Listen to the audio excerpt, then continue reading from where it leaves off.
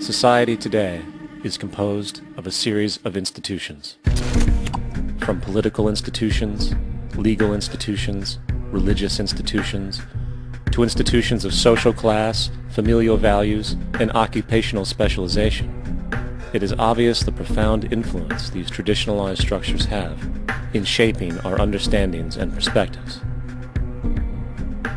Yet, of all the social institutions we are born into, directed by, and conditioned upon, there seems to be no system as taken for granted and misunderstood as the monetary system.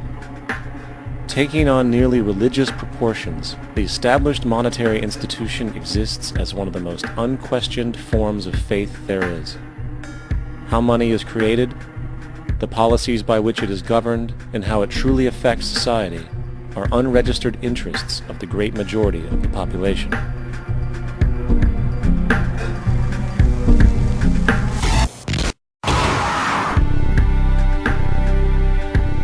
In a world where 1% of the population owns 40% of the planet's wealth, in a world where 34,000 children die every single day from poverty and preventable diseases, and where 50% of the world's population lives on less than $2 a day, one thing is clear: something is very wrong.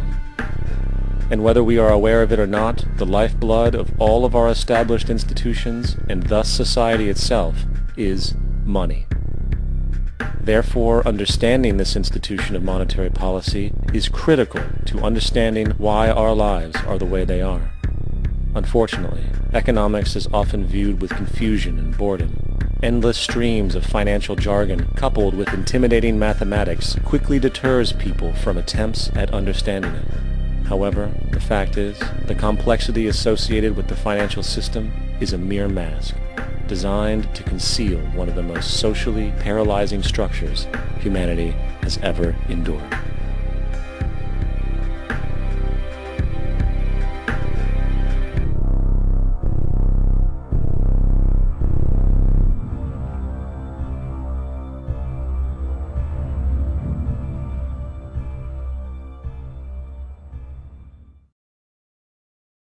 A number of years ago, the Central Bank of the United States, the Federal Reserve, produced a document entitled Modern Money Mechanics.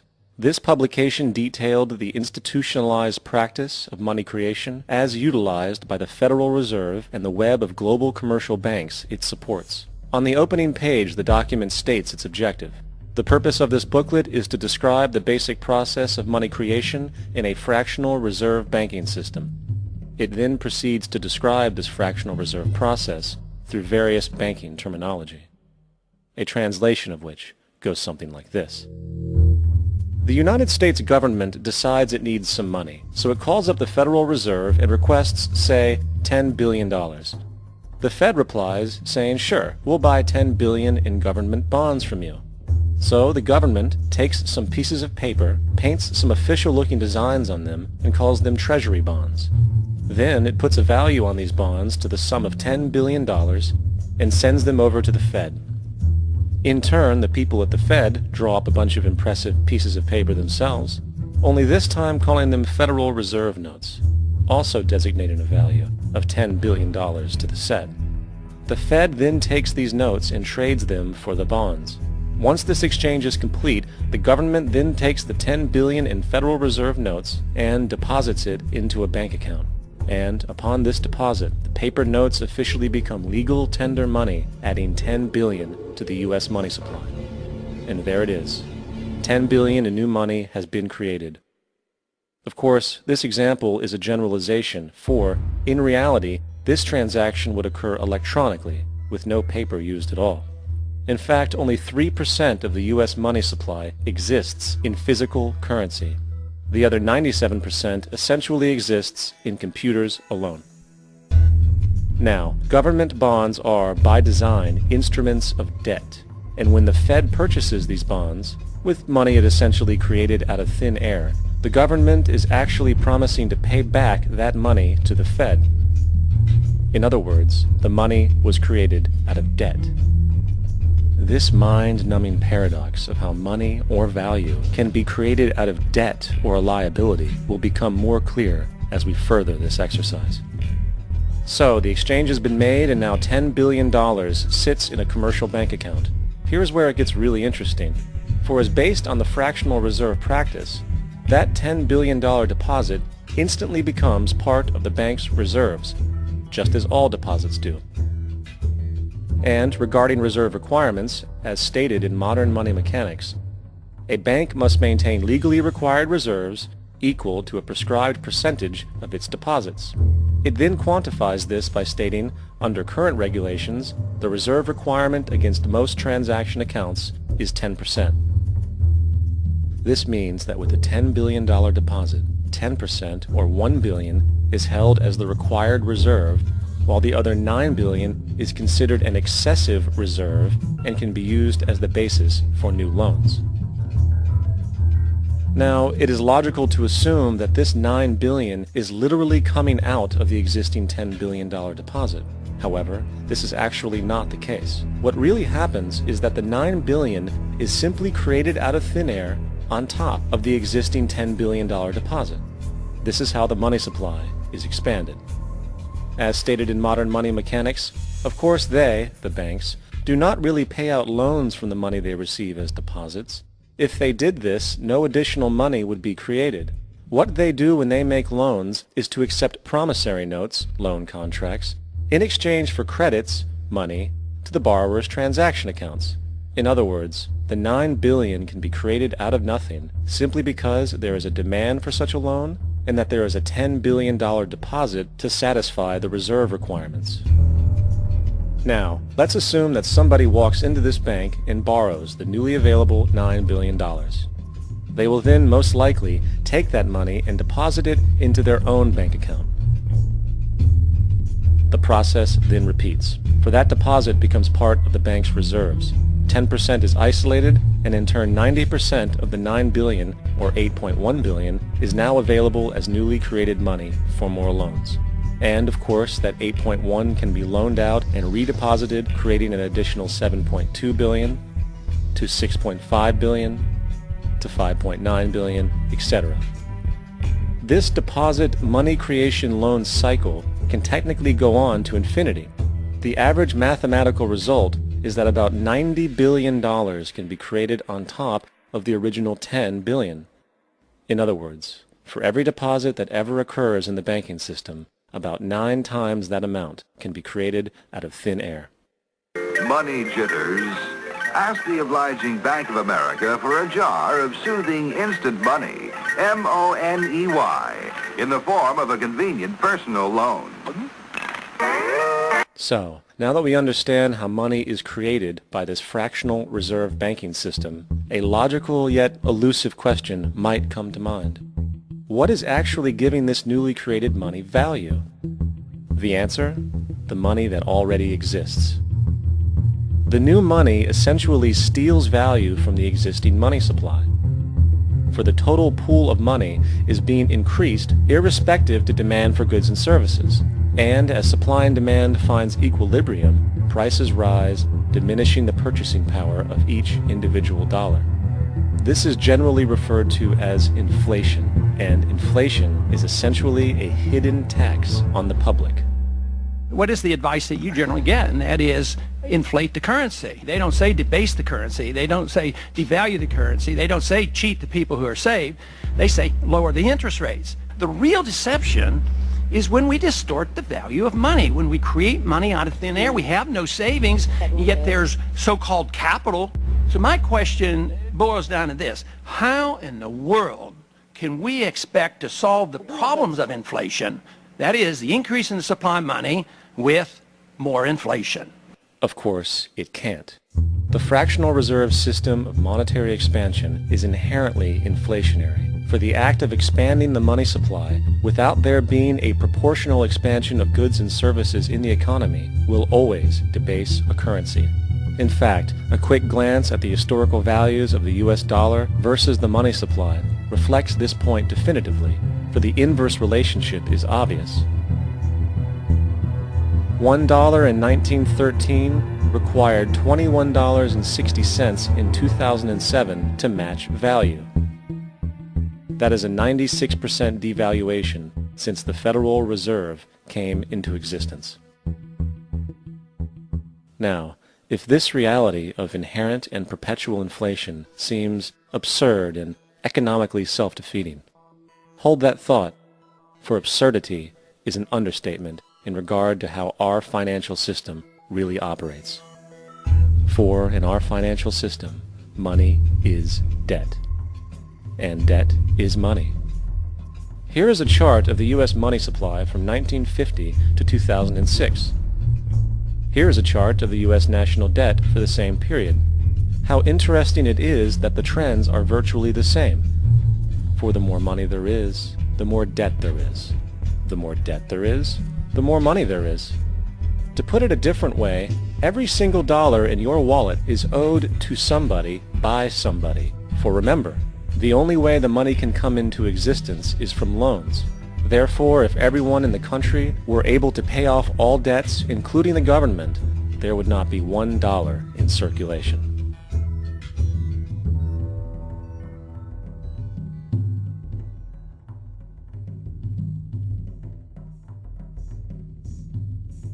In fact, the last time in American history the national debt was completely paid off was in 1835 after President Andrew Jackson shut down the central bank that preceded the Federal Reserve.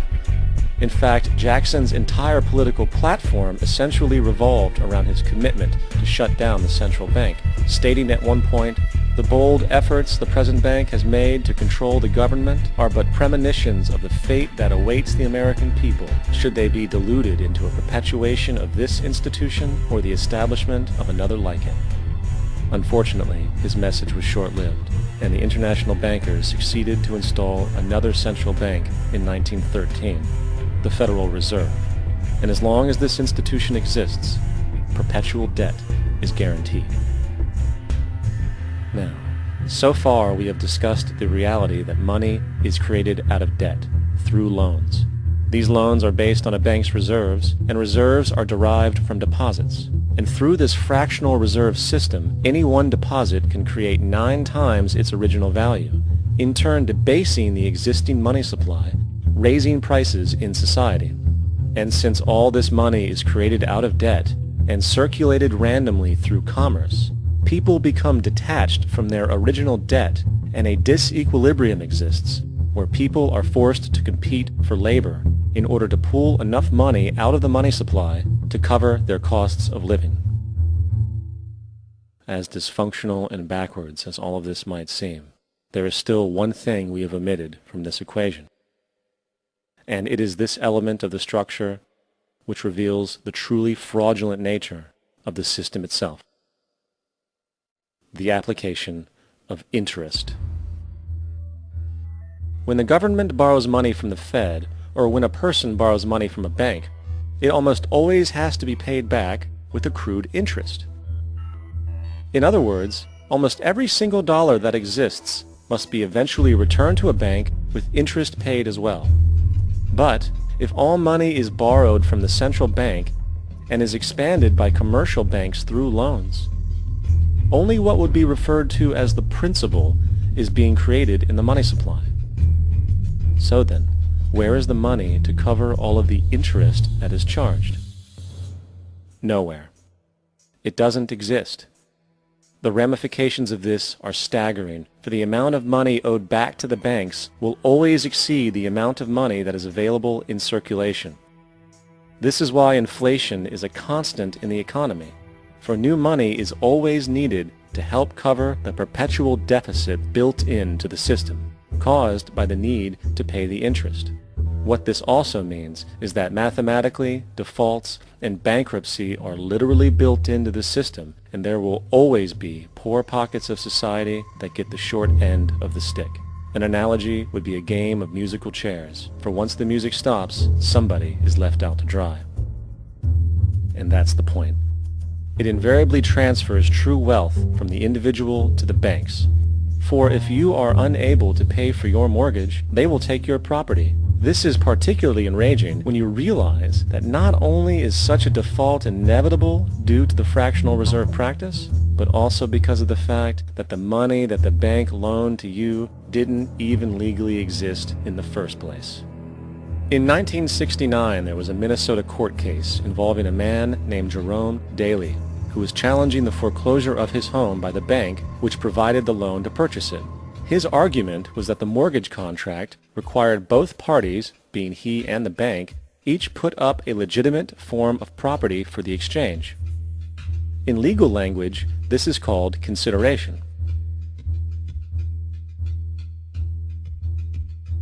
Mr. Daly explained that the money was, in fact, not the property of the bank, for it was created out of nothing as soon as the loan agreement was signed. Remember what modern money mechanics stated about loans? What they do when they make loans is to accept promissory notes in exchange for credits. Reserves are unchanged by the loan transactions, but deposit credits constitute new additions to the total deposits of the banking system. In other words, the money doesn't come out of their existing assets. The bank is simply inventing it, putting up nothing of its own, except for a theoretical liability on paper. As the court case progressed, the bank's president, Mr. Morgan, took the stand, and in the judge's personal memorandum, he recalled that the plaintiff, bank's president, admitted that, in combination with the Federal Reserve Bank, did create the money and credit upon its books by bookkeeping entry. The money and credit first came into existence when they created it. Mr. Morgan admitted that no United States law or statute existed which gave him the right to do this. A lawful consideration must exist and be tendered to support the note. The jury found that there was no lawful consideration, and I agree. He also poetically added, "Only God can create something of value out of nothing." And upon this revelation, the court rejected the bank's claim for foreclosure, and Daly kept his home. The implications of this court decision are immense. For every time you borrow money from a bank, whether it is a mortgage loan or a credit card charge, the money given to you is not only counterfeit, it is an illegitimate form of consideration, and hence voids the contract to repay, for the bank never had the money as property to begin with. Unfortunately, such legal realizations are suppressed and ignored, and the game of perpetual wealth transfer and perpetual debt continues. And this brings us to the ultimate question: why? During the American Civil War, President Lincoln bypassed the high-interest loans offered by the European banks and decided to do what the Founding Fathers advocated, which was to create an independent and inherently debt-free currency.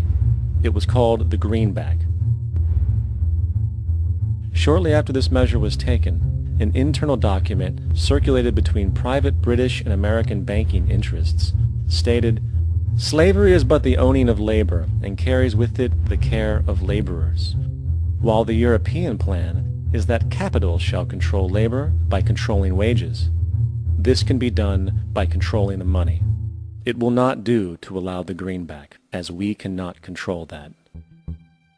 The fractional reserve policy perpetrated by the Federal Reserve, which has spread in practice to the great majority of banks in the world, is, in fact, a system of modern slavery. Think about it. Money is created out of debt. And what do people do when they are in debt? They submit to employment to pay it off. But if money can only be created out of loans, how can society ever be debt-free? It can't. And that's the point. And it is the fear of losing assets coupled with the struggle to keep up with the perpetual debt and inflation inherent in the system, compounded by the inescapable scarcity within the money supply itself, created by the interest that can never be repaid, that keeps the wage slave in line, running on the hamster wheel with millions of others, in effect powering an empire that truly benefits only the elite at the top of the pyramid. Therefore, at the end of the day, who are you really working for? The banks. Money is created in a bank and invariably ends up in a bank. They are the true masters, along with the corporations and governments they support. Physical slavery requires people to be housed and fed. Economic slavery requires people to feed and house themselves.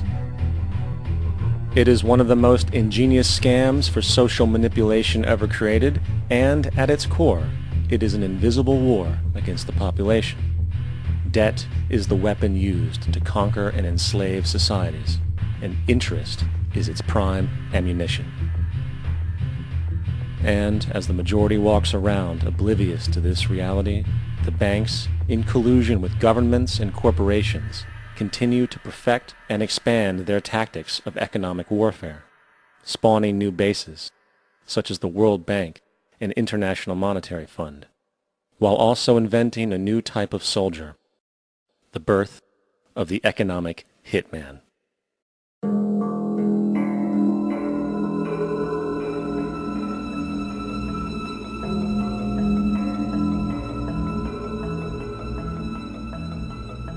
We economic hitmen really have been the ones responsible for creating this first truly global empire. And we work many different ways.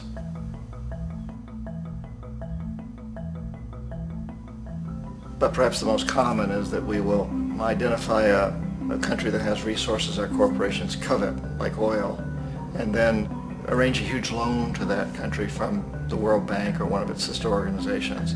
But the money never actually goes to the country. Instead, it goes to our big corporations to build infrastructure projects in that country, power plants, industrial parks, ports, things that benefit a few rich people in that country, in addition to our corporations, but really don't help the majority of the people at all. However, those people, the whole country is left holding a huge debt.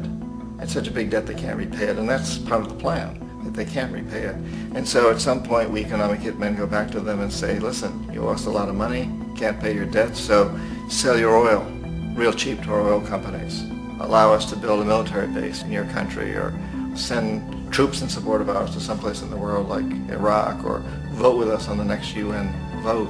To have their electric utility company privatized and their water and sewage system privatized and sold to U.S. corporations or other multinational corporations. So there was that whole mushrooming thing, and it's so typical of the way the IMF and the World Bank work, that you put a country in debt, it's such a big debt it can't pay it, and then you offer to refinance that debt and pay even more interest.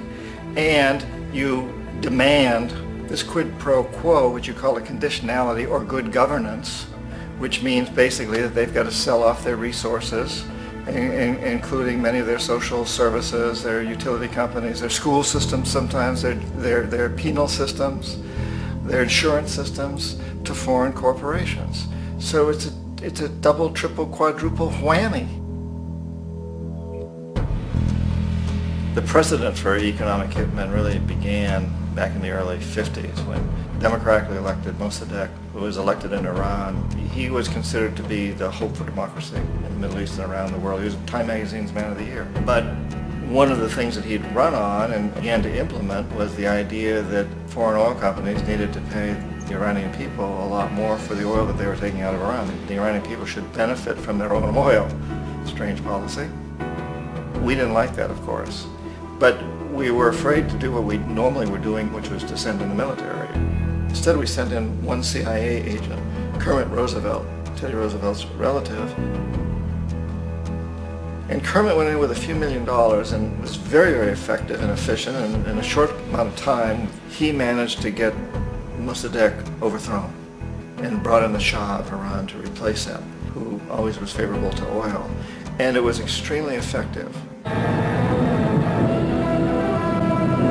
Mobs overflow Tehran. Army officers shout that Mossadegh has surrendered and his regime as virtual dictator of Iran is ended. Pictures of the Shah are paraded through the streets as sentiment reverses. The Shah is welcomed home. So back here in the United States, in Washington, people looked around and said, wow, that was easy and cheap. So this established a whole new way of manipulating countries, of creating empire. only problem with Roosevelt was that he was a card-carrying CIA agent, and had he been caught, the ramifications could have been pretty serious.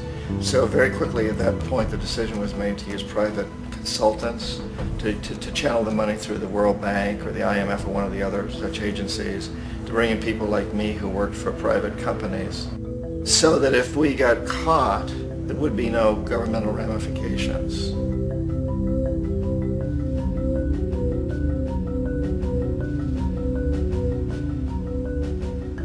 When Arbenz became president of Guatemala, the country was very much under the thumbs of United Fruit Company, the big international corporations. And Arbenz ran on this ticket that says, you know, we want to get the land back to the people.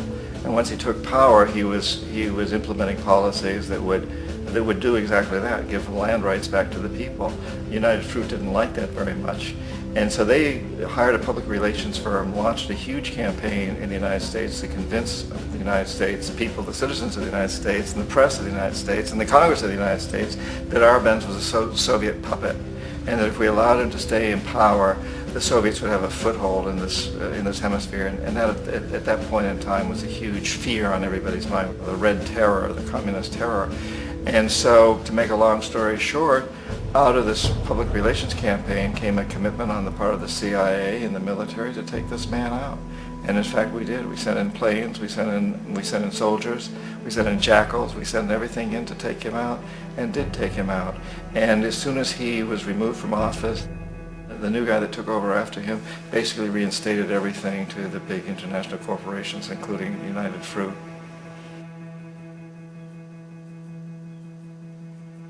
Ecuador for many, many years had been ruled by pro-U.S. dictators, often relatively brutal.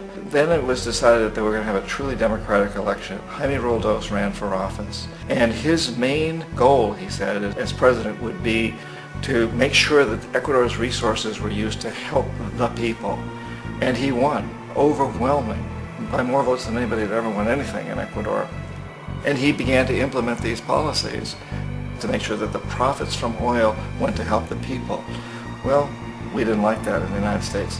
I was sent down as one of several economic hitmen to change Roldos, to corrupt him, to bring him around, to let him know, okay, you can get very rich, you and your family, if you play our game, but if you continue to try to keep these policies you've promised, you're going to go. He wouldn't listen. He was assassinated.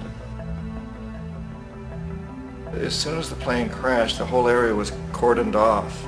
The only people allowed in were U.S. military from a nearby base and some of the Ecuadorian military. When an investigation was launched, two of the key witnesses died in car accidents before they had a chance to testify.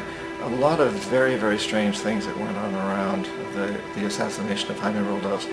I, like most people who've really looked at this case, had absolutely no doubt that it was an assassination. And of course, in my position as an economic hitman, I was always expecting something to happen to Jaime, whether it be a coup or assassination, I wasn't sure, but that he would be taken down because he was not being corrupted. He would not allow himself to be corrupted the way we wanted to corrupt him. Omar Torrijos, president of Panama, was, one of my favorite people. I really, really liked him. He was very charismatic. He was a guy who really wanted to help his country. And when I tried to bribe him or corrupt him, he said, look, John, he called me Juanito. He said, look, Juanito, I don't need the money. What I really need is for my country to be treated fairly. I need for the United States to repay the debts that you owe my people for all the destruction you've done here. I need to be in a position where I can help other Latin American countries win their independence and be free of this terrible presence from the north that you people are exploiting us so badly. I need to have the Panama Canal back in the hands of the Panamanian people. That's what I want. And so, leave me alone. Don't try to bribe me. It was 1981, and in May, Jaime Roldos was assassinated. And Omar was very aware of this. Torrijos got his family together and he said, I'm probably next, but it's okay because I've done what I came here to do. I've renegotiated the canal. The canal will now be in our hands. He just finished negotiating the treaty with Jimmy Carter.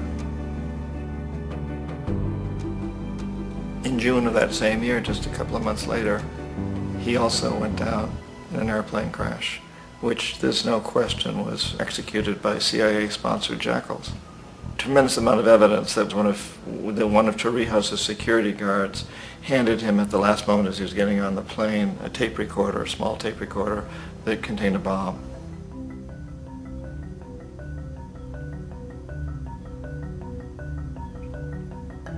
It is interesting to me how this system has continued pretty much the same way for years and years and years, except the economic hitmen have got better and better and better. Then we come up with, very recently, what happened in Venezuela. In 1998, Hugo Chavez gets elected president, following a long line of presidents who had been very corrupt and basically destroyed the economy of the country. And Chavez was elected amidst all that. Chavez stood up to the United States, and he's done it primarily demanding that Venezuelan oil be used to help the Venezuelan people. Well, we didn't like that in the United States. So in 2002, a coup was staged, which there's no question in my mind, and most other people's minds, that the CIA was behind that coup.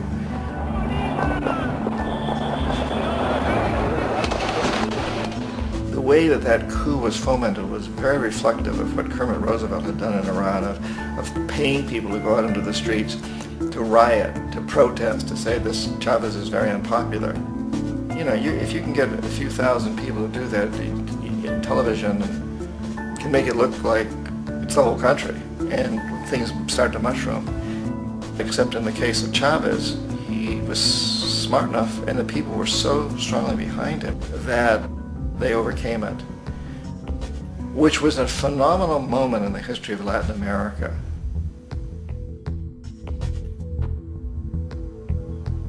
Iraq actually is a perfect example of the way the whole system works. So we economic hitmen are the first line of defense. We go in and we try to corrupt governments and get them to accept these huge loans, which we then use as leverage to basically own them. If we fail, as I failed in Panama with Omar Torrijos and in Ecuador with Jaime Roldos, men who refuse to be corrupted, then the second line of defense is we send in the jackals. And the jackals either overthrow governments or they assassinate. And once that happens and a new government comes in, and boy, it's going to toe the line, because the new president knows what will happen if he doesn't. In the case of Iraq, both of those things failed. Economic hitmen were not able to get through to Saddam Hussein. We tried very hard. We tried to get him to accept a deal very similar to what the House of Saud had accepted in Saudi Arabia, but he wouldn't accept it. And so the jackals went in to take him out. They couldn't do it. His security was very good. After all, he had one time worked for the CIA. He'd been hired to assassinate a former president of Iraq and failed, but he knew the system. So in '91, we send in the troops and we take out the Iraqi military.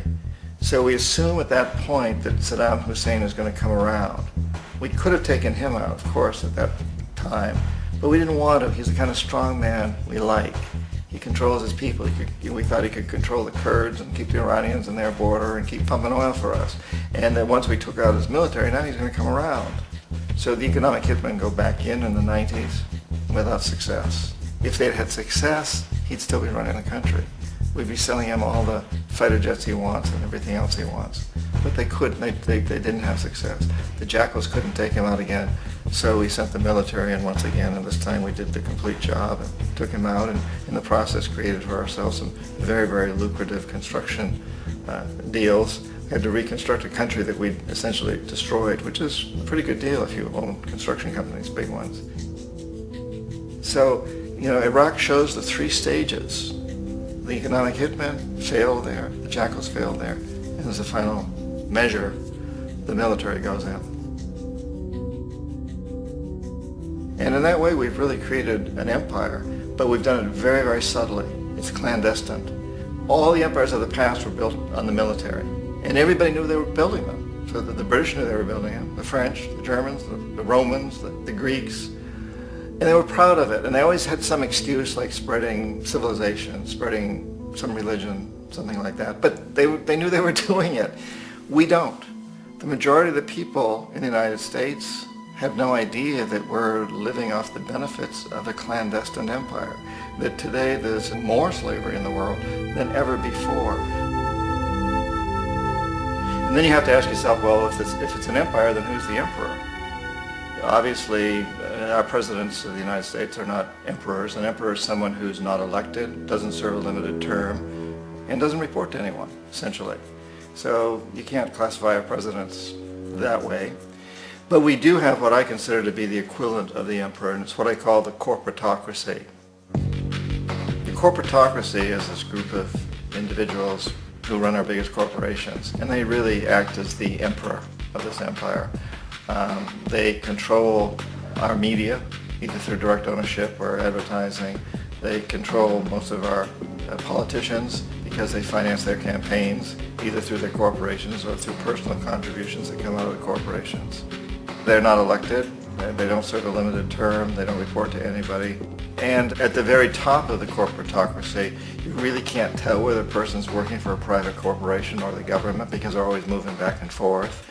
So, you've got a guy who one moment is the president of a big construction company like Halliburton, and the next moment he's vice president of the United States, or the president who is in the oil business. And this is true whether you've got Democrats or Republicans in the office. You have the moving back and forth through the revolving door. And in a way, our government is invisible a lot of the time, and its policies are carried out by our corporations on one level or another. And then again, the policies of the government are basically forged by the corporatocracy and then presented to the government. They become government policy. So it's an incredibly cozy relationship. This isn't a conspiracy theory type of thing. These people don't have to get together and plot to do things. They all basically work under one primary assumption, and that is that they must maximize profits regardless of the social and environmental costs.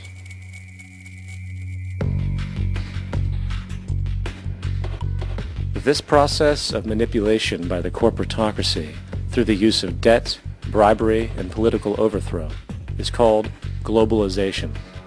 Just as the Federal Reserve keeps the American public in a position of indentured servitude through perpetual debt, inflation, and interest, the World Bank and IMF serve this role on a global scale.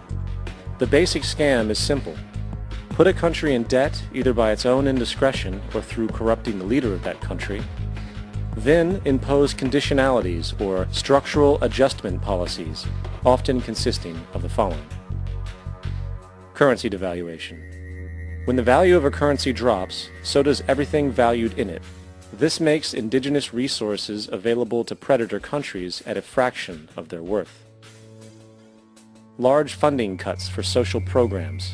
These usually include education and healthcare, compromising the well-being and integrity of the society, leaving the public vulnerable to exploitation. Privatization of state-owned enterprises. This means that socially important systems can be purchased and regulated by foreign corporations for profit. For example, in 1999, the World Bank insisted that the Bolivian government sell the public water system of its third largest city to a subsidy of the U.S. corporation Bechtel. As soon as this occurred, water bills for the already impoverished local residents skyrocketed. It wasn't until after a full-blown revolt by the people that the Bechtel contract was nullified. Then there is trade liberalization, or the opening up of the economy through removing any restrictions on foreign trade. This allows for a number of abusive economic manifestations, such as transnational corporations bringing in their own mass-produced products, undercutting the indigenous production and ruining local economies. An example is Jamaica, which, after accepting loans and conditionalities from the World Bank, lost its largest cash crop markets due to competition with Western imports. Today, countless farmers are out of work, for they are unable to compete with the large corporations. Another variation is the creation of numerous seemingly unnoticed, unregulated, inhumane sweatshop factories, which take advantage of the imposed economic hardship. Additionally, due to production deregulation, environmental destruction is perpetual, as a country's resources are often exploited by the indifferent corporations while outputting large amounts of deliberate pollution. The largest environmental lawsuit in the history of the world today is being brought on behalf of 30,000 Ecuadorian Amazonian people against Texaco, which is now owned by Chevron. So today it's against Chevron, but for activities conducted by Texaco.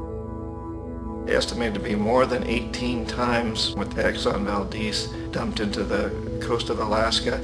In the case of Ecuador, it wasn't an accident. The oil companies did it intentionally. They knew they were doing it to save money out there rather than arranging for a proper disposal. Furthermore, a cursory glance at the performance record of the World Bank reveals that the institution, which publicly claims to help poor countries develop and alleviate poverty, has done nothing but increase poverty and the wealth gap, while corporate profits soar. In 1960, the income gap between the fifth of the world's people in the richest countries versus the fifth in the poorest countries was 30 to 1. By 1998, it was 74 to 1. While global GNP rose 40% between 1970 and 1985, those in poverty actually increased by 17%. While from 1985 to 2000, those living on less than $1 a day increased by 18%.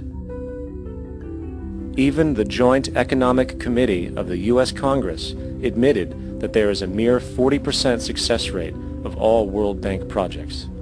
In the late 1960s, the World Bank intervened in Ecuador with large loans. During the next 30 years, poverty grew from 50% to 70%. Under or unemployment grew from 15 to 70%. Public debt increased from 240 million to 16 billion, while the share of resources allocated to the poor went from 20% to 6%. In fact, by the year 2000, 50% of Ecuador's national budget had to be allocated for paying its debts. It is important to understand the World Bank is, in fact, a U.S. bank, supporting U.S. interests. For the United States holds veto power over decisions, as it is the largest provider of capital. And where did it get this money? You guessed it, it made it out of thin air through the fractional reserve banking system. Of the world's top 100 economies, as based on annual GDP, 51 are corporations, and 47 of that 51 are U.S.-based. Walmart, General Motors, and Exxon are more economically powerful than Saudi Arabia, Poland, Norway, South Africa, Finland, Indonesia, and many others.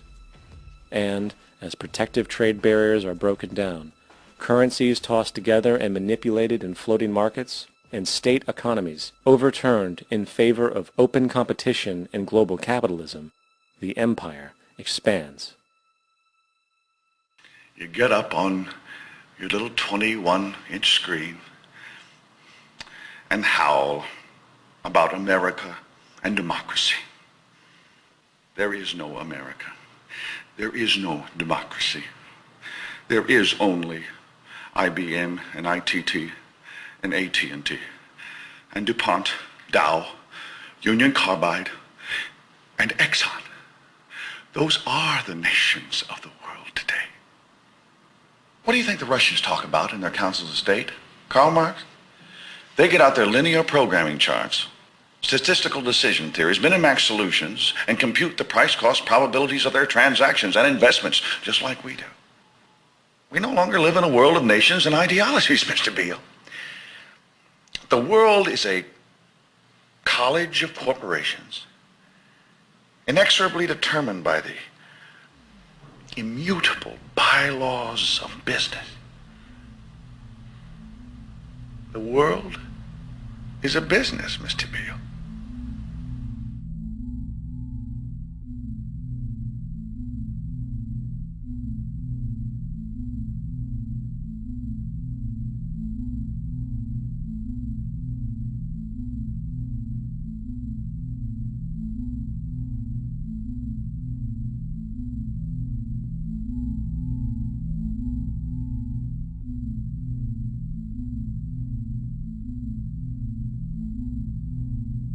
The world is being taken over by a handful of business powers who dominate the natural resources we need to live while controlling the money we need to obtain these resources.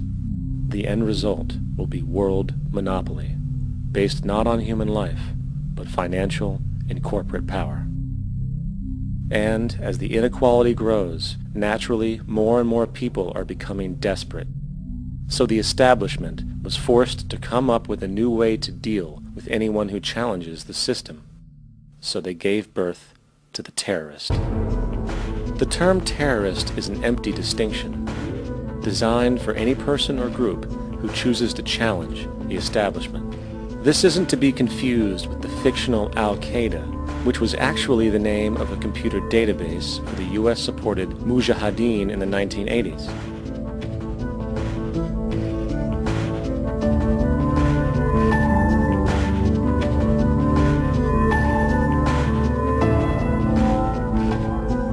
In 2007, the Department of Defense received $161.8 billion for the so-called global war on terrorism.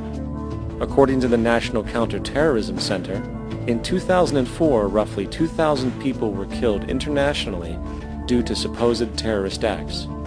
Of that number, 70 were American. Using this number as a general average, which is extremely generous, it is interesting to note that twice as many people die from peanut allergies a year than from terrorist acts. Concurrently, the leading cause of death in America is coronary heart disease, killing roughly 450,000 each year. And in 2007, the government's allocation of funds for research on this issue was about $3 billion. This means that the U.S. government in 2007 spent 54 times the amount for preventing terrorism than it spent for preventing a disease which kills 6,600 times more people annually than terrorism does. Yet, as the name terrorism and Al-Qaeda are arbitrarily stamped on every news report relating to any action taken against U.S. interests, the myth grows wider. In mid-2008, the U.S. Attorney General actually proposed that the U.S. Congress officially declare war against the fantasy. Not to mention, as of July 2008, there are now over 1 million people currently on the U.S. terrorist watch list. These so-called counterterrorism measures, of course, have nothing to do with social protection, and everything to do with preserving the establishment amongst the growing anti-American sentiment both domestically and internationally, which is legitimately founded on the greed-based corporate empire expansion that is exploiting the world. The true terrorists of our world do not meet at the docks at midnight or scream Allah Akbar before some violent action. The true terrorists of our world wear $5,000 suits and work in the highest positions of finance, government, and business. So, what do we do? How do we stop a system of greed and corruption that has so much power and momentum? How do we stop this aberrant group behavior which feels no compassion for, say, the millions slaughtered in Iraq and Afghanistan, so the corporatocracy can control energy resources and opium production for Wall Street profit?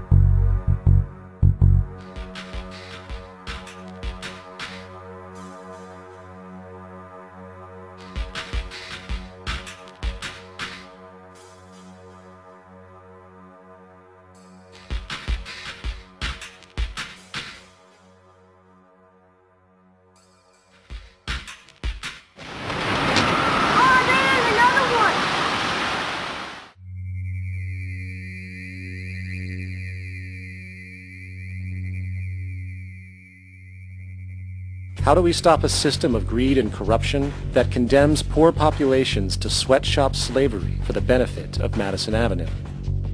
Or that engineers false flag terror attacks for the sake of manipulation? Or that generates built-in modes of social operation which are inherently exploitative? Or that systematically reduces civil liberties and violates human rights in order to protect itself from its own shortcomings? How do we deal with the numerous covert institutions, such as the Council on Foreign Relations, the Trilateral Commission, and the Bilderberg Group, and other undemocratically elected groups which, behind closed doors, collude to control the political, financial, social, and environmental elements of our lives? In order to find the answer, we must first find the true underlying cause. For the fact is, the selfish, corrupt, power, and profit-based groups are not the true source of the problem. They are symptoms.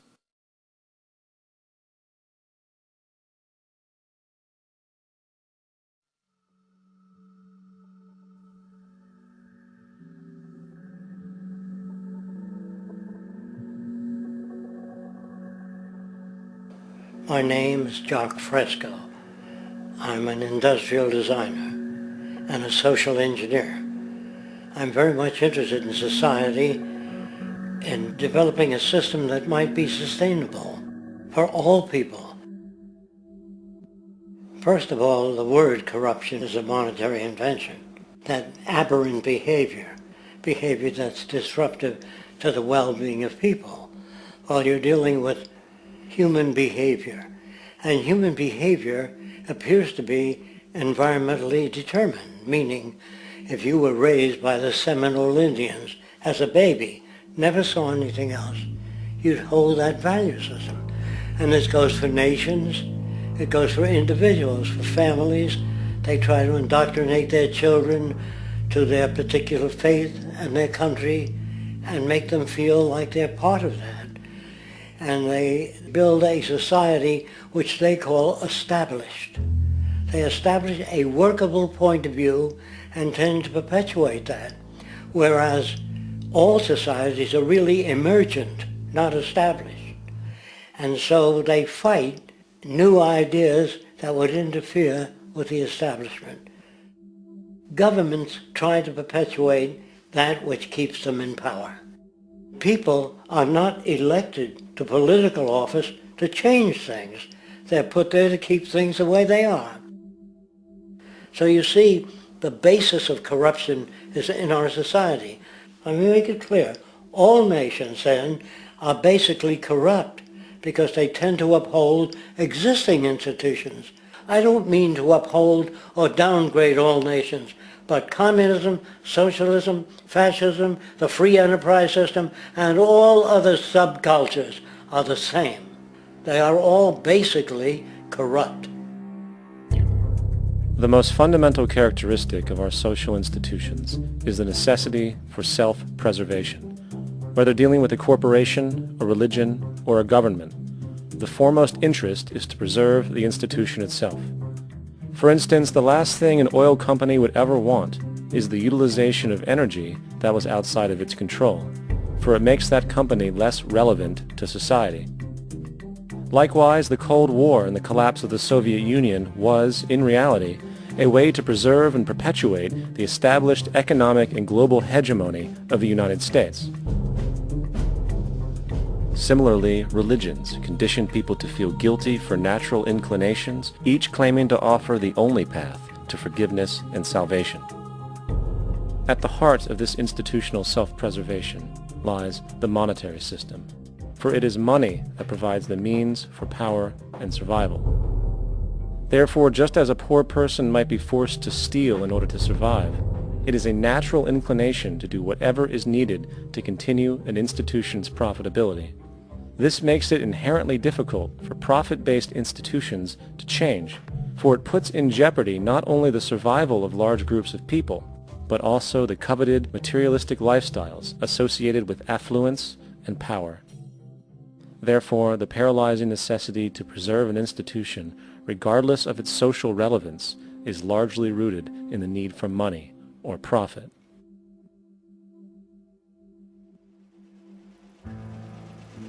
What's in it for me is why people think.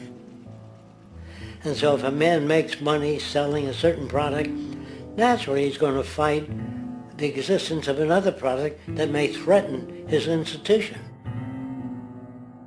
Therefore, people cannot be fair, and people do not trust each other. A guy will come over to you and say, I got just the house you're looking for. He's a salesman. When a doctor says, I think your kidney has to come out, I don't know if he's trying to pay off a yacht or that my kidney has to come out. It's hard in a monetary system to trust people. If you came into my store and I said, this lamp that I've got is pretty good, but the lamp next door is much better, I wouldn't be in business very long. It wouldn't work. If I were ethical, it wouldn't work. So when you say industry cares for people, that's not true. They can't afford to be ethical. So your system is not designed to serve the well-being of people. If you still don't understand that, there would be no outsourcing of jobs if they cared about people. Industry does not care. They only hire people because it hasn't been automated yet. So don't talk about decency and ethics. We cannot afford it and remain in business. It is important to point out that regardless of the social system, whether fascist, socialist, capitalist, or communist, the underlying mechanism is still money, labor, and competition. Communist China is no less capitalistic than the United States. The only difference is the degree by which the state intervenes in enterprise. The reality is that monetaryism, so to speak, is the true mechanism that guides the interests of all the countries on the planet. The most aggressive and hence dominant variation of this monetaryism is the free enterprise system. The fundamental perspective as put forth by early free market economists like Adam Smith is that self-interest in competition leads to social prosperity, as the act of competition creates incentive which motivates people to persevere. However, what isn't talked about is how a competition-based economy invariably leads to strategic corruption, power and wealth consolidation, social stratification, technological paralysis, labor abuse, and, ultimately, a covert form of government dictatorship by the rich elite. The word corruption is often defined as moral perversion. If a company dumps toxic waste into the ocean to save money, most people recognize this as corrupt behavior. On a more subtle level, when Walmart moves into a small town and forces small businesses to shut down for they are unable to compete, a gray area emerges. For what exactly is Walmart doing wrong? Why should they care about mom-and-pop organizations they destroy? Yet, even more subtly, when a person gets fired from their job because a new machine has been created which can do the work for less money, people tend to just accept that as the way it is, not seeing the inherent, corrupt inhumanity of such an action. Because the fact is, whether it is dumping toxic waste, having a monopoly enterprise, or downsizing the workforce, the motive is the same: profit. They are all different degrees of the same self-preserving mechanism which always puts the well-being of people second to monetary gain. Therefore, corruption is not some byproduct of monetaryism.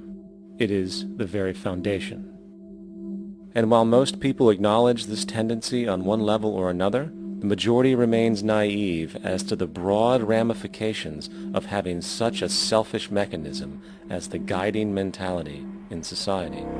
Internal documents show that after this company positively, absolutely knew that they had a medication that was infected with the AIDS virus, they took the product off the market in the U.S. and then they dumped it in France, Europe, Asia, and Latin America. The U.S. government allowed it to happen. The FDA allowed this to happen. And now the government is completely looking the other way. Thousands of innocent hemophiliacs have died from the AIDS virus. This company knew absolutely that it was infected with AIDS. They dumped it because they wanted to turn this disaster into a profit. So you see, you have built-in corruption. We're all chiseling off each other, and you can't expect decency in that sort of thing.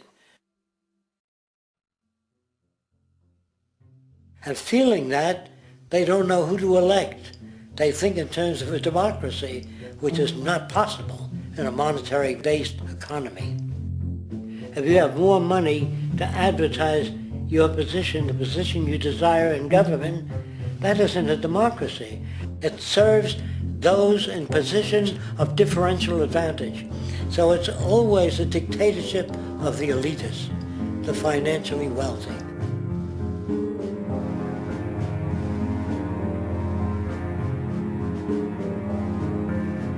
It is an interesting observation to note how seemingly unknown personalities magically appear on the scene as presidential candidates.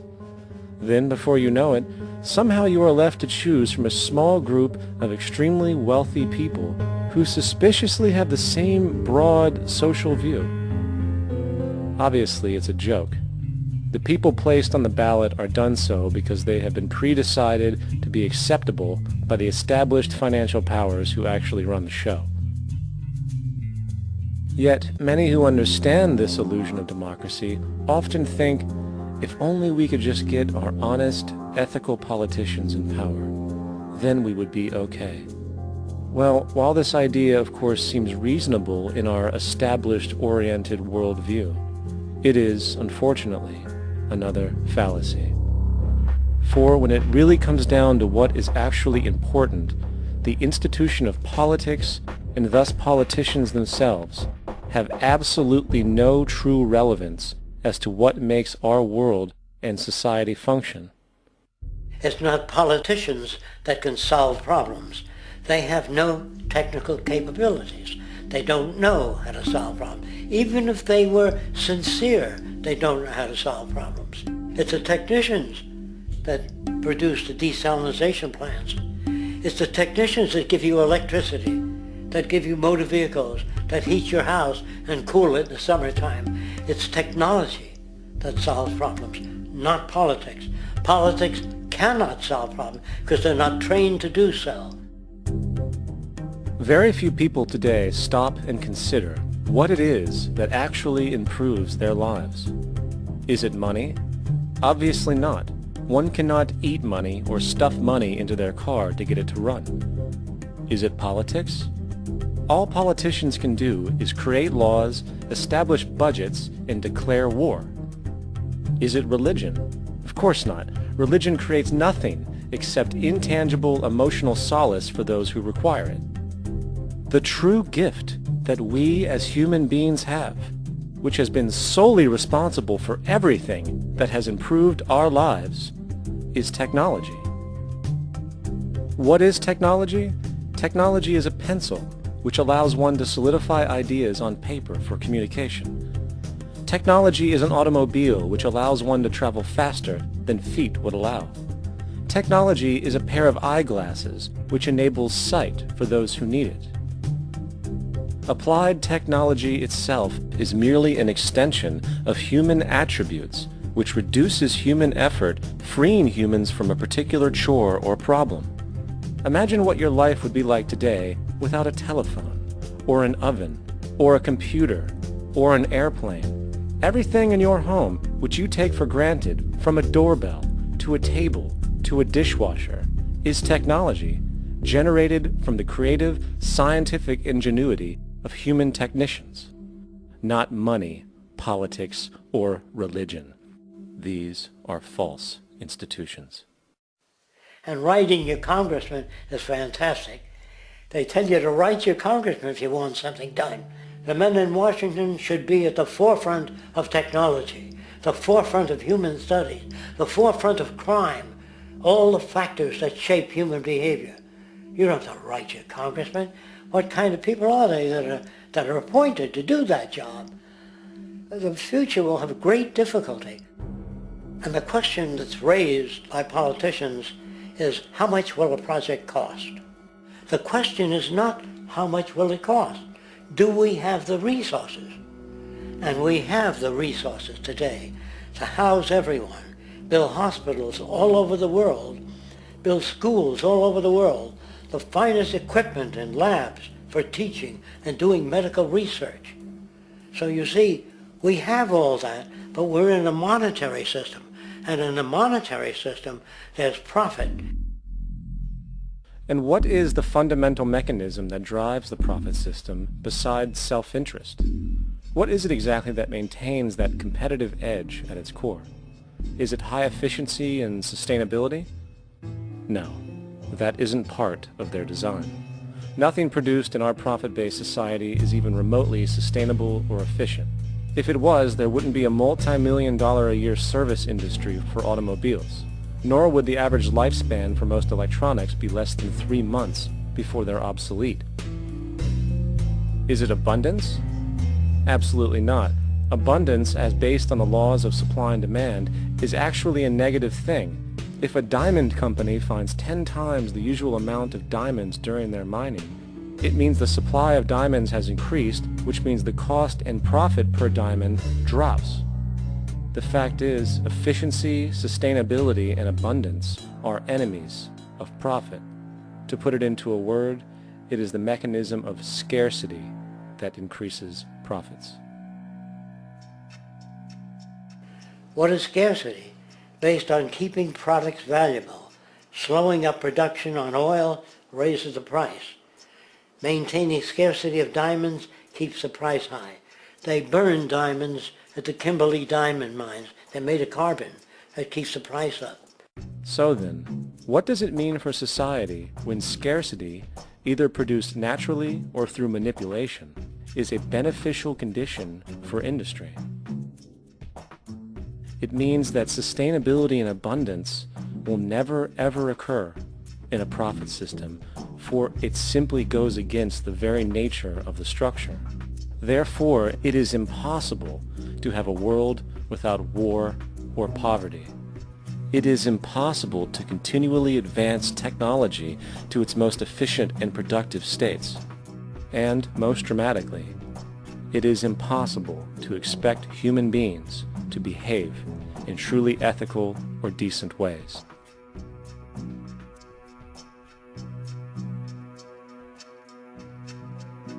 People use the word instinct because they can't account for the behavior. They sit back and they evaluate with their lack of knowledge, and they say things like, humans are built a certain way, greed is a natural thing, as though they've worked for years on it, and it's no more natural than wearing clothing. What we want to do is to eliminate the causes of the problems, eliminate the processes that produce greed and bigotry and prejudice and people taking advantage of one another and elitism, eliminating the need for prisons and welfare. We have always had these problems because we have always lived within scarcity and barter and monetary systems that produce scarcity. If you eradicate the conditions that generate what you call socially offensive behavior, it does not exist. The guy said, well, isn't that inborn? No, it's not. There is no human nature, there's human behavior, and that's always been changed throughout history. You're not born with bigotry and greed and corruption and hatred. You pick that up within the society.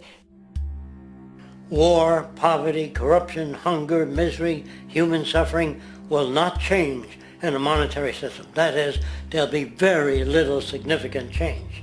It's going to take the redesign of our culture, our values, and it has to be related to the carrying capacity of the earth, not some human opinion or some politician's notions of the way the world ought to be, or some religious notions of the conduct of human affairs. And that's what the Venus Project is about. The society that we're about to talk about is a society that is free of all the old superstitions, incarceration, prisons, police, cruelty, and law. All laws will disappear, and the professions will disappear that are no longer valid, such as stockbrokers, bankers, advertising, gone forever, because it's no longer relevant. When we understand that it is technology devised by human ingenuity which frees humanity and increases our quality of life, we then realize that the most important focus we can have is on the intelligent management of the Earth's resources. For it is from these natural resources we gain the materials to continue our path of prosperity. Understanding this, We then see that money fundamentally exists as a barrier to these resources, for virtually everything has a financial cost. And why do we need money to obtain these resources? Because of real or assumed scarcity. We don't usually pay for air and tap water because it is in such high abundance, selling it would be pointless. So then, logically speaking, if resources and technologies applicable to creating everything in our societies, such as houses, cities, and transportation, were in high enough abundance, there would be no reason to sell anything. Likewise, if automation and machinery was so technologically advanced as to relieve human beings of labor, there would be no reason to have a job. And with these social aspects taken care of, there would be no reason to have money at all. So the ultimate question remains. Do we on Earth have enough resources and technological understanding to create a society of such abundance that everything we have now could be available without a price tag and without the need for submission through employment? Yes, we do.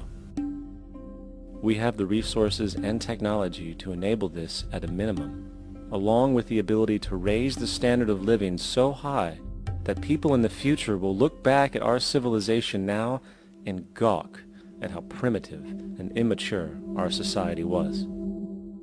What the Venus Project proposes is an entirely different system that's updated to present-day knowledge. We've never given scientists the problem of how do you design a society which would eliminate boring and monotonous jobs, that would eliminate accidents in transportation, that would enable people to have a high standard of living, that would eliminate poisons in our food, that would give us other sources of energy that are clean and efficient. We can do that out there.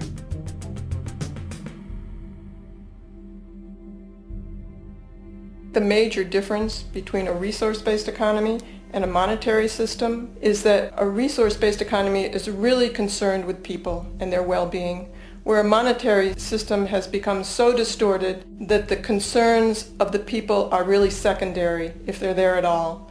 The products that are turned out are for how much money you can get. If there is a problem in society and you can't earn money from solving that problem, then it won't be done.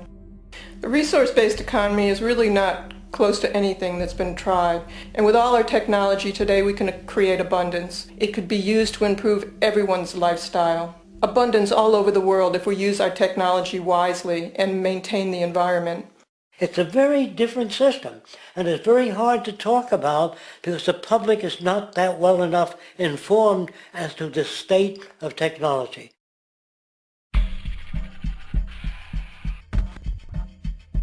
At present, we don't have to burn fossil fuels. We don't have to use anything that would contaminate the environment. There are many sources of energy available. Alternative energy solutions pushed by the establishment, such as hydrogen, biomass, and even nuclear, are highly insufficient, dangerous, and exist only to perpetuate the profit structure that industry has created. When we look beyond the propaganda and self-serving solutions put forth by the energy companies, we find a seemingly endless stream of clean, abundant, and renewable energy for generating power. Solar and wind energy are well known to the public, but the true potential of these mediums remains unexpressed. Solar energy, derived from the sun, has such abundance that 1 hour of light at high noon contains more energy than what the entire world consumes in a year. If we could capture 1/100% of this energy, the world would never have to use oil, gas, or anything else. The question then is not availability, but the technology to harness it. And there are many advanced mediums today which could accomplish just that, if they were not hindered by the need to compete for market share with the established energy power structures. Then there's wind energy. Wind energy has long been denounced as weak, and due to being location-driven, impractical. This is simply not true. The U.S. Department of Energy admitted in 2007 that if wind was fully harvested in just 3 of America's 50 states, it could power the entire nation. And then there are the rather unknown mediums of tidal and wave power. Tidal power is derived from tidal shifts in the ocean. Installing turbines which capture this movement generates energy. In the United Kingdom, 42 sites are currently noted as available, forecasting that 34% of all the UK's energy could come from tidal power alone. Wave power, which extracts energy from the surface motions of the ocean, is estimated to have a global potential of up to 80,000 terawatt-hours a year.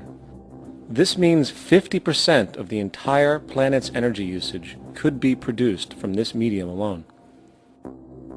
Now, it is important to point out that tidal, wave, solar, and wind power requires virtually no preliminary energy to harness, unlike coal, oil, gas, biomass, hydrogen, and all the others.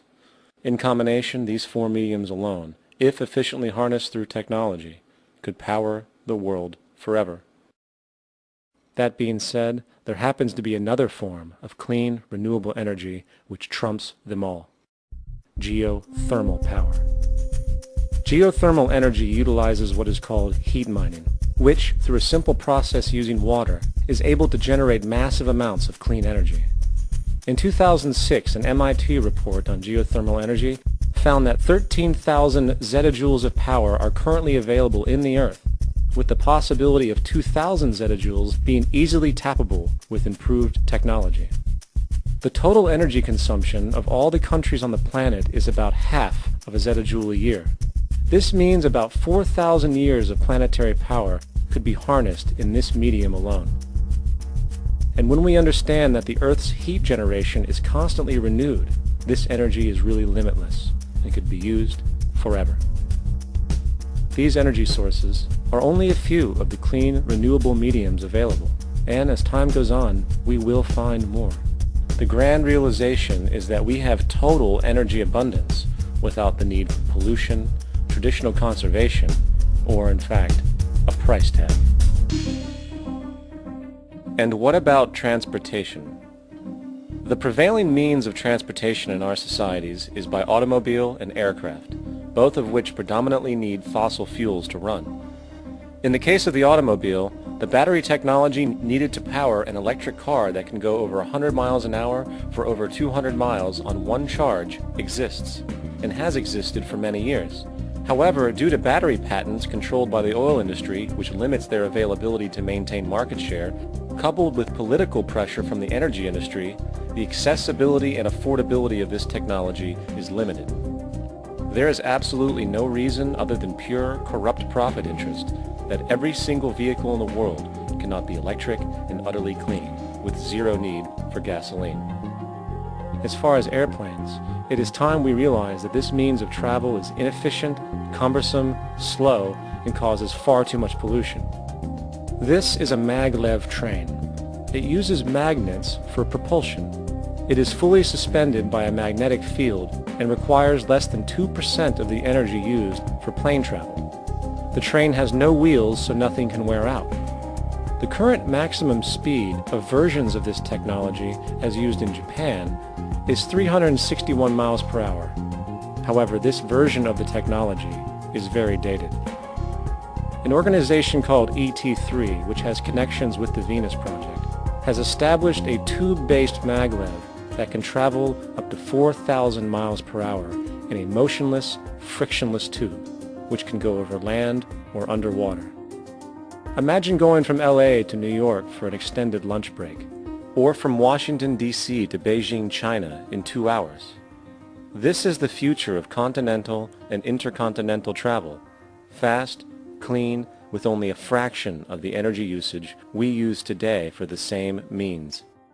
In fact, between maglev technology, advanced battery storage, and geothermal energy, there would be no reason to ever burn fossil fuels again. And we can do this now if we were not held back by the paralyzing profit structure. Now, America is inclined toward fascism. It has a propensity by its dominant philosophy and religion to uphold the fascist point of view. American industry is essentially a fascist institution. If you don't understand that, the minute you punch that time clock, you walk into a dictatorship. We're given notions about the respectability of work, and I really look at it as being paid slavery. They're brought up to believe that you shall earn your living by the sweat of your brow. That holds people back, freeing people from drudgery, repetitive jobs which make them ignorant. You rob them. In our society, that is a resource-based economy, machines free people. You see, we can't imagine that because we've never known that kind of world. If we look back at history, we see a very clear pattern of machine automation slowly replacing human labor. From the disappearance of the elevator man to the near full automation of an automobile production plant, the fact is, as technology grows, the need for humans in the workforce will continually be diminished. This creates a serious clash, which proves the falseness of the monetary-based labor system. For human employment is in direct competition with technological development. Therefore, given the fundamental priority of profit by industry, people through time will be continually laid off and replaced by machine. When industry takes on a machine, instead of shortening the workday, they downsize. You lose your job, so you have a right to fear machines. In a high-technology, resource-based economy, it is conservative to say that about 90% of all current occupations could be phased out by machines, freeing humans to live their life without servitude, for this is the point of technology itself. And through time, with nanotechnology and other highly advanced forms of science, it is not far-fetched to see how even complex medical procedures could be performed by machines as well, and based on the pattern, with much higher success rates than humans get today. The path is clear, but our monetary-based structure, which requires labor for income, blocks this progress. For humans need jobs in order to survive. The bottom line is that this system must go, or we will never be free, and technology will be constantly paralyzed. We have machines that clean out sewers. It frees a human being from doing that. So look at machines as extensions of human performance. Furthermore, many occupations today will have simply no basis to exist in a resource-based economy, such as anything associated with the management of money, advertising, along with the legal system itself. For without money, a great majority of the crimes that are committed today would never occur. Virtually all forms of crime are a consequence of the monetary system, either directly or by neuroses inflicted through financial deprivation. Therefore, laws themselves could eventually become extinct. Instead of putting up a sign, drive carefully, slippery when wet, put abrasive in the highway so it's not slippery when wet. And if a person gets in a car and they're drunk and the car oscillates a great deal, there's a little pendulum that swings up and back, and that'll pull the car over to the side. Not a law solution. Put sonar and radar in automobiles so they can't hit one another. Man-made laws are attempts to deal with occurring problems, and not knowing how to solve them, they make a law. In the United States, the most privatized, capitalist country on the planet, it should come as no surprise that it also has the largest prison population in the world, growing every year. Statistically, most of these people are uneducated and come from poor, deprived societies. And, contrary to propaganda, it is this environmental conditioning which lures them into criminal and violent behavior. However, society looks the other way in regard to this point. The legal and prison systems are just more examples of how our society avoids examining the root causes of behavior. Billions are spent each year on prisons and police, while only a fraction is spent on programs for poverty, which is one of the most fundamental variables responsible for crime to begin with. And as long as we have an economic system which prefers and in fact creates scarcity and deprivation, crime will never go away.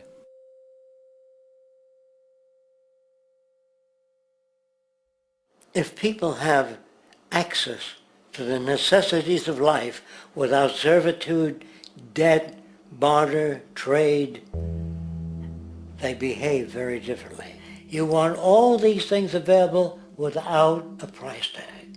Now then, you gotta have a price tag. Well, what'll motivate people? Man gets everything he wants, he just lay around in the sun. This is the myth they perpetuate. People in our culture are trained to believe that the monetary system produces incentive. If they have access to things, why should they want to do anything?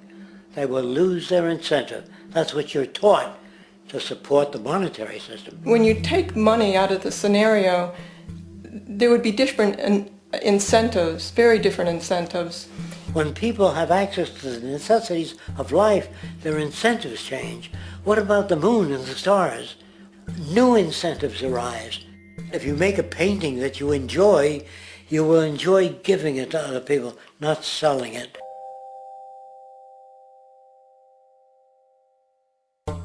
I think most of the education that I've seen today is essentially producing a person for a job. It's very specialized. They're not generalists. People don't know a lot about a lot of different subjects. I don't think you could get people to go to war if they knew a lot about a lot of things. I think education is mostly rote, and they're not taught how to solve problems. They're not given the tools emotionally or within their own field of how to do critical thinking. A resource-based economy, the education would be very different. Our society's major concern is mental development and to motivate each person to their highest potential. Because our philosophy is the smarter people are, the richer the world, because everybody becomes a contributor. The smarter your kids are, the better my life will be, because they'll be contributing more constructively to the environment and to my life, because everything that we devise within a resource-based economy would be applied to society. There would be nothing to hold it back. Patriotism, weapons, armies, navies, all that is a sign that we're not civilized yet. Kids will ask their parents, didn't you see the necessity of the machines? Dad, couldn't you see that war was inevitable when you produce scarcity? Isn't it obvious? Of course the kid will understand that you were pinheads, raised merely to serve the established institutions. We're such an abominable, sick society that we won't make the history book. They just say that large nations took land from smaller nations, used force and violence. You'll get history talked about as corrupt behavior all the way along until the beginning of the civilized world. That's when all the nations work together. World unification, working toward common good for all human beings, and without anyone being subservient to anyone else, without social stratification, whether it be technical elitism or any other kind of elitism, eradicated from the face of the earth. The state does nothing because there is no state. Because there is no state. The system I advocate, a resource-based global economy, is not perfect. It's just a lot better than what we have. We can never achieve perfection.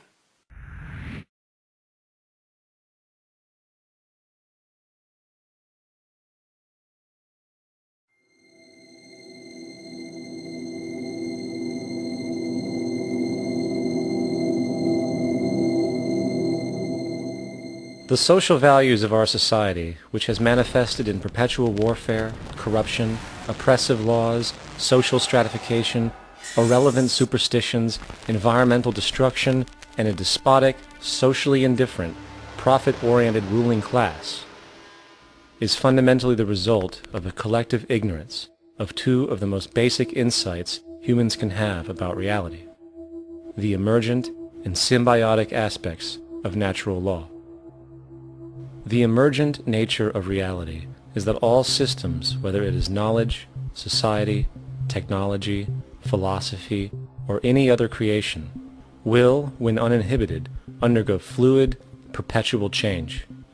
What we consider commonplace today, such as modern communication and transportation, would have been unimaginable in ancient times. Likewise, the future will contain technologies, realizations, and social structures that we cannot even fathom in the present. We have gone from alchemy to chemistry, from a geocentric universe to a heliocentric, from believing that demons were the cause of illness to modern medicine. This development shows no sign of ending, and it is this awareness that aligns us and leads us on a continuous path to growth and progress. Static, empirical knowledge does not exist. Rather, it is the insight of the emergence of all systems we must recognize. This means we must be open to new information at all times, even if it threatens our current belief system and hence identities. Sadly, society today has failed to recognize this, and the established institutions continue to paralyze growth by preserving outdated social structures.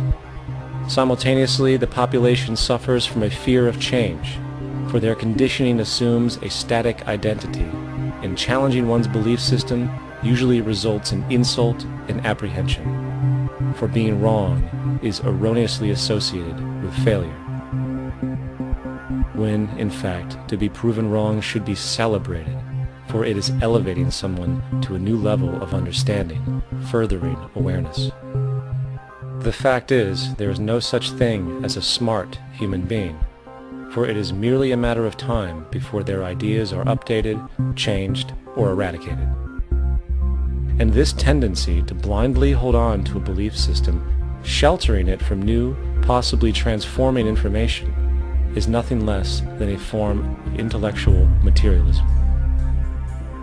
The monetary system perpetuates this materialism not only by its self-preserving structures, but also through the countless number of people who have been conditioned into blindly and thoughtlessly upholding these structures, therefore becoming self-appointed guardians of the status quo. Sheep, which no longer need a sheepdog to control them, for they control each other by ostracizing those who step out of the norm. This tendency to resist change and uphold existing institutions for the sake of identity, comfort, power, and profit is completely unsustainable and will only produce further imbalance, fragmentation, distortion, and invariably, destruction. It's time to change. From hunters and gatherers to the agricultural revolution to the industrial revolution, the pattern is clear. It is time for a new social system which reflects the understandings we have today. The monetary system is a product of a period of time where scarcity was a reality. Now, with the age of technology, it is no longer relevant to society. Gone with the aberrant behavior it manifests.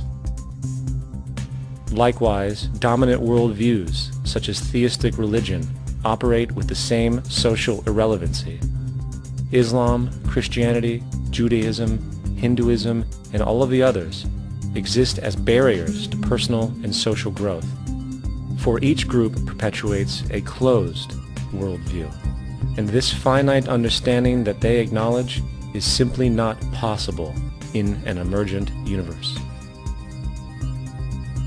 Yet, religion has succeeded in shutting down the awareness of this emergence by instilling the psychological distortion of faith upon its followers, where logic and new information is rejected in favor of traditionalized, outdated beliefs.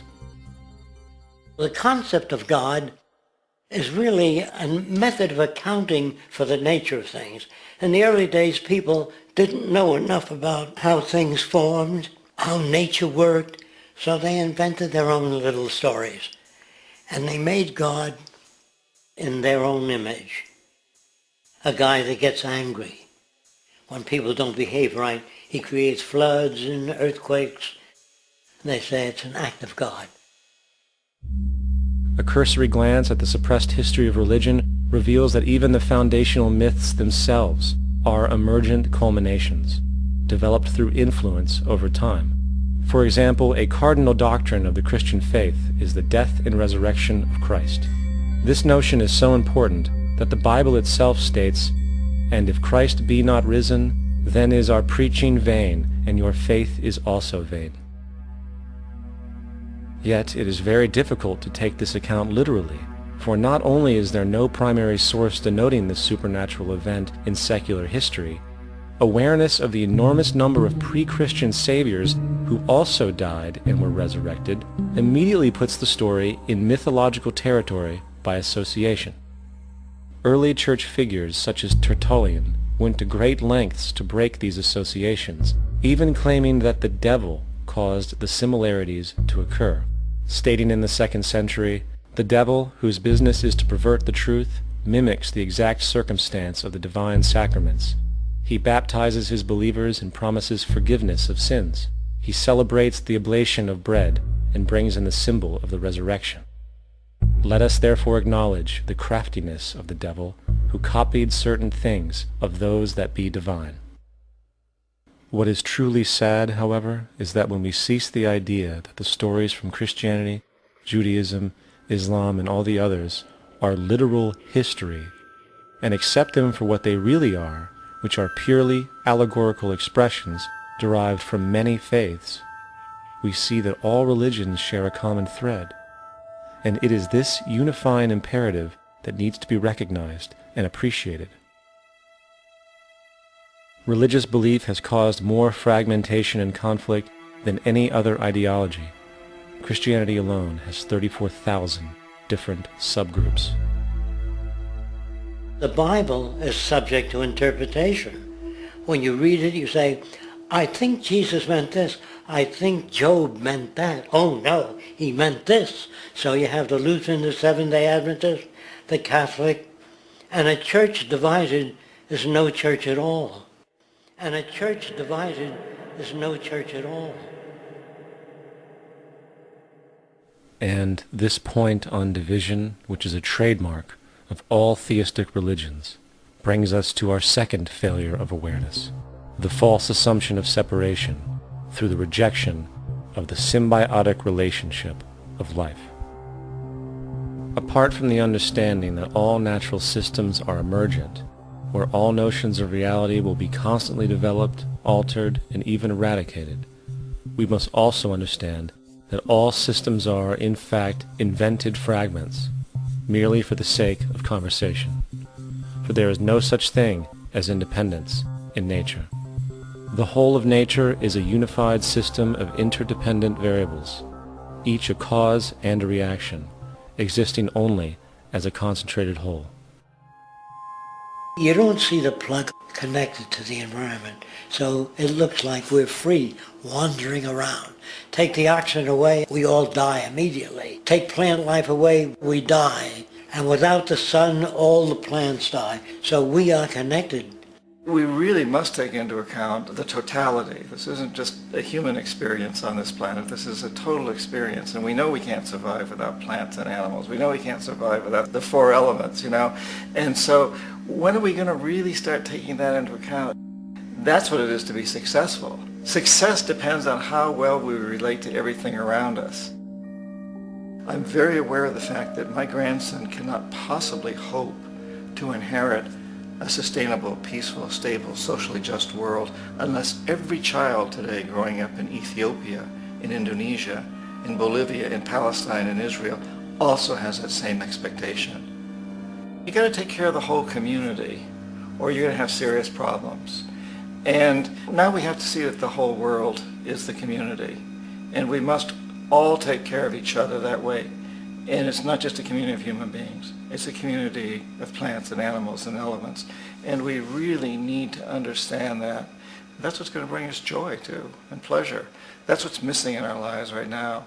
We can call it spirituality, but the fact of the matter is joy comes from that bliss of connectedness. That's our God spirit. That's that side of ourselves that really feels it. And you can feel it deep inside you. It's this amazing, wonderful feeling. And you know it when you get it. You don't get it from money. You get it from connection. Now, if that isn't a hazard to this country, how are we going to keep building nuclear weapons? You know what I mean? What's going to happen to the arms industry when we realize we're all one? It's It's gonna fuck up the economy. The economy that's fake anyway. The economy that's fake anyway. The economy that's fake anyway. The economy that's fake anyway. The economy that's fake anyway. Which would be a real bummer. You can see why the government's cracking down on the idea of experiencing unconditional love.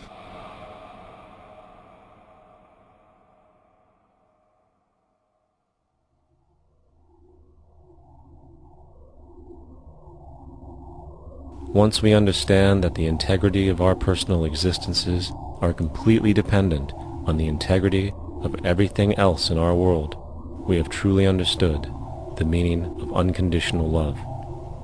For love is extensionality, and seeing everything as you and you as everything can have no conditionalities.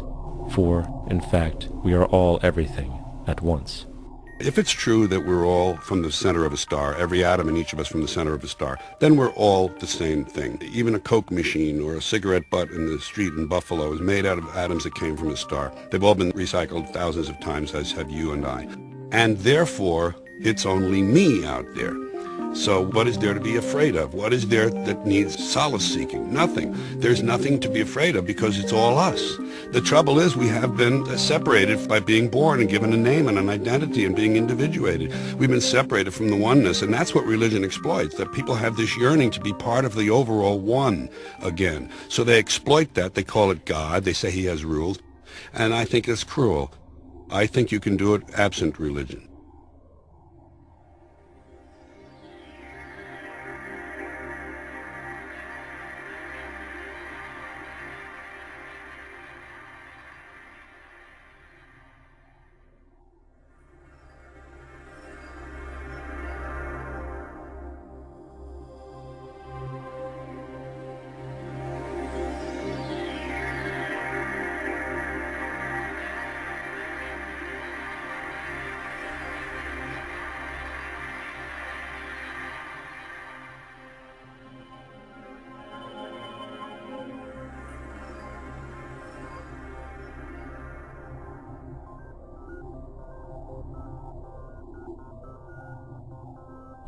It's time to claim the unity our outmoded social systems have broken apart, and work together to create a sustainable global society where everyone is taken care of and everyone is truly free.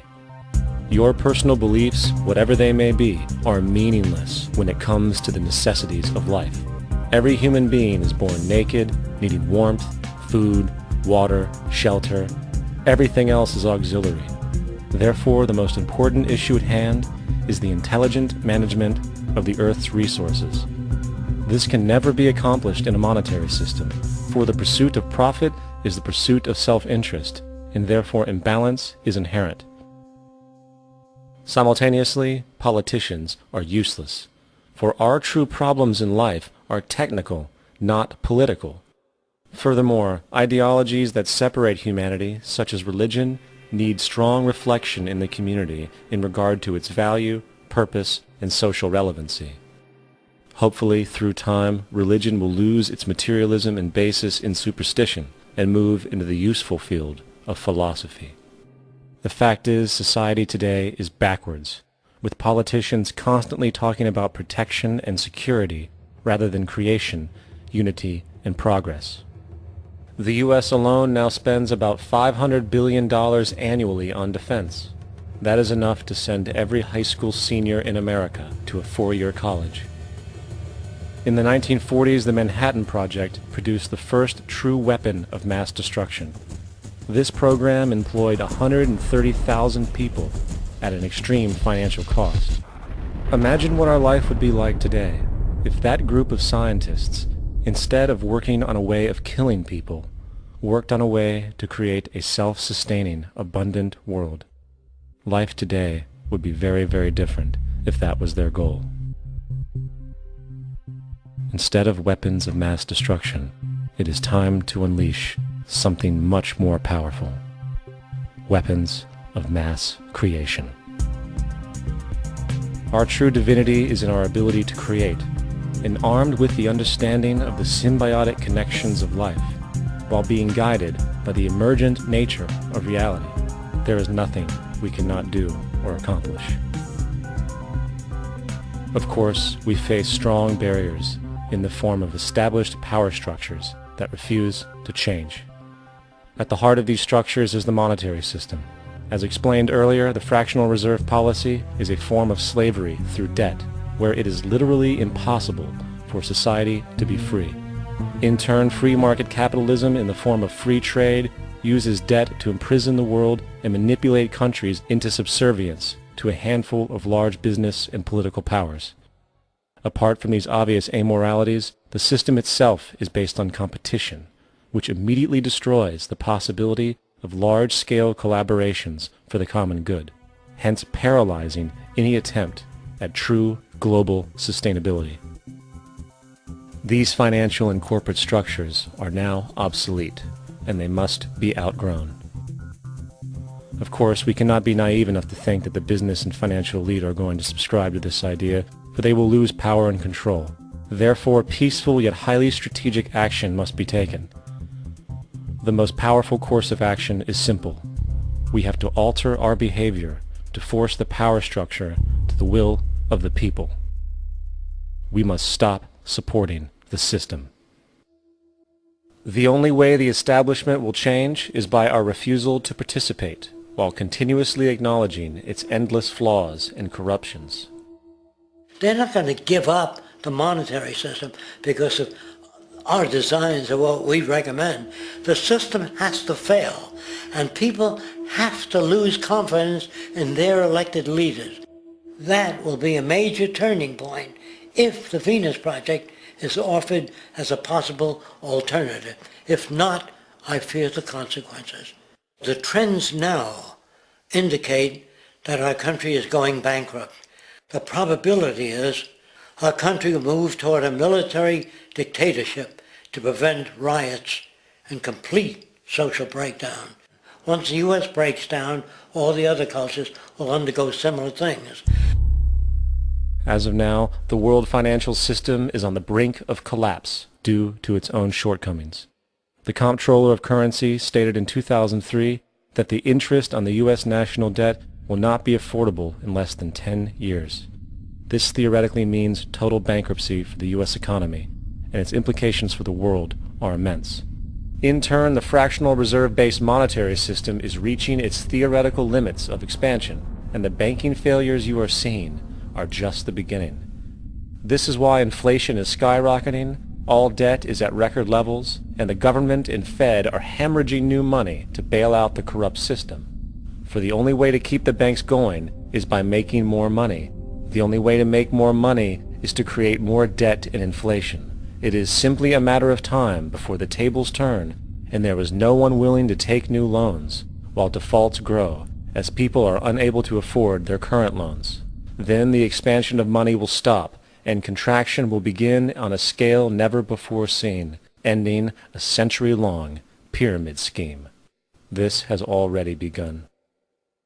Therefore, we need to expose this financial failure for what it is, using this weakness to our advantage. Here are some suggestions. Expose the banking fraud. Citibank, JP Morgan Chase, and Bank of America are the most powerful controllers within the corrupt Federal Reserve System. It's time to boycott these institutions. If you have a bank account or a credit card with any of them, move your money to another bank. If you have a mortgage, refinance with another bank. If you own their stock, sell it. If you work for them, quit. This gesture will express contempt for the true powers behind the private banking cartel known as the Federal Reserve, and create awareness about the fraud of the banking system itself. 2. Turn off the TV news. Visit the emerging independent news agencies on the internet for your information. CNN, NBC, ABC, Fox, and all the others present all news pre-filtered to maintain the status quo. With 4 corporations owning all major media outlets, objective information is impossible. This is the true beauty of the internet, and the establishment has been losing control because of this free flow of information. We must protect the internet at all times, as it is truly our savior right now. 3. Don't ever allow yourself, your family, or anyone you know to ever join the military. This is an obsolete institution now used exclusively for maintaining an establishment that is no longer relevant. U.S. soldiers in Iraq work for U.S. corporations, not the people. Propaganda forces us to believe that war is natural and the military is an honorable institution. Well, if war is natural, why are there 18 suicides every single day by American veterans who have post-traumatic stress disorder? If our military men and women are so honored, why is it that 25% of the American homeless population are veterans? 4. Stop supporting the energy companies. If you live in a detached house, get off the grid. Investigate every means of making your home self-sustainable with clean energy. Solar, wind, and other renewable energies are now affordable consumer realities, and considering the never-ending rising cost of traditional energies, it will likely be a cheaper investment over time. If you drive, get the smallest car you can, and consider using one of the many conversion technologies that can enable your car to be a hybrid, electric, or run on anything other than establishment fuels. 5. Reject the political system. The illusion of democracy is an insult to our intelligence. In a monetary system, there is no such thing as a true democracy, and there never was. We have two political parties owned by the same set of corporate lobbyists. They are placed in their positions by the corporations, with popularity artificially projected by their media. In a system of inherent corruption, the change of personnel every couple of years has very little relevance. Instead of pretending that the political game has any true meaning, focus your energy on how to transcend this failed system. And 6. Join the movement. Go to the zeitgeistmovement.com and help us create the largest mass movement for social change the world has ever seen. We must mobilize and educate everyone about the inherent corruption of our current world system, along with the only true sustainable solution, declaring all the natural resources on the planet as common heritage to all people, while informing everyone as to the true state of technology and how we can all be free if the world works together rather than fights. The choice lies with you. You can continue to be a slave to the financial system and watch the continuous wars, depressions, and injustice across the globe while placating yourself with vain entertainment and materialistic garbage. Or you can focus your energy on true, meaningful, lasting, holistic change, which actually has the realistic ability to support and free all humans with no one left behind. But, in the end, the most relevant change must occur first inside of you. The real revolution is the revolution of consciousness, and each one of us first needs to eliminate the divisionary, materialistic noise we have been conditioned to think is true, while discovering, amplifying, and aligning with the signal coming from our true empirical oneness. It is up to you. What we are trying during all these discussions and talks here is to see if we cannot radically bring about a transformation of the mind. Not accept things as they are, but to understand it, to go into it, to examine it, give your heart and your mind with everything that you have to find out a way of living differently.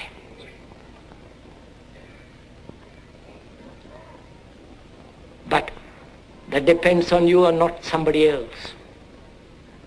Because in this there is no teacher, no pupil, there is no leader, there is no guru, there is no master, no savior. You yourself are the teacher and the pupil, you are the master, you are the guru, you are the leader. You are everything. And to understand is to transform what is.